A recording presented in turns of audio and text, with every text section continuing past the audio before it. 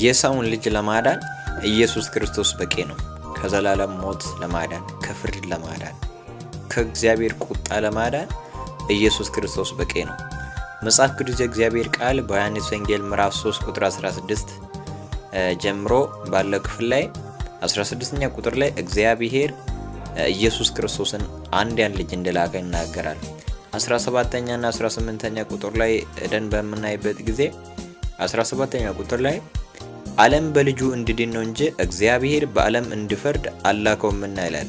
እግዚአብሔር ኢየሱስ ክርስቶስን ወደዚህ ዓለም የላከ በእርሱ የሚያምን ሁሉ የዘላለም ሕይወት እንዲያገኝ ነው።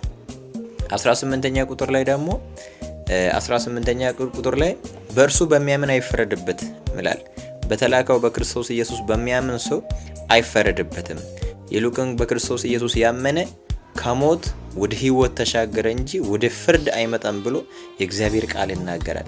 እግዚአብሔር ለዓለም መድኃኒት እንዲሆን ኢየሱስ ክርስቶስን የላከ ለምንድነው ካላችሁ በእርሱ የሚያምን የዘላለም ሕይወት እንዲያገኝ ነው። በዛ 18ኛ ቁጥር ላይ ምን ላይ በእርሱ በሚያምን አይፈረድበትም ካለ በኋላ በማያምን ግን በአንዱ በእግዚአብሔር ልጅ ስም ስላላመነ አሁኑኑ ተፈርዶበታል ይላል።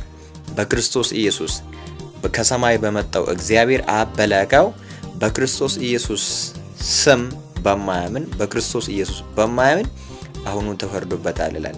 እዚህ ለመዳን የተሰጠው ስም ኢየሱስ ክርስቶስ ብቻ ነው።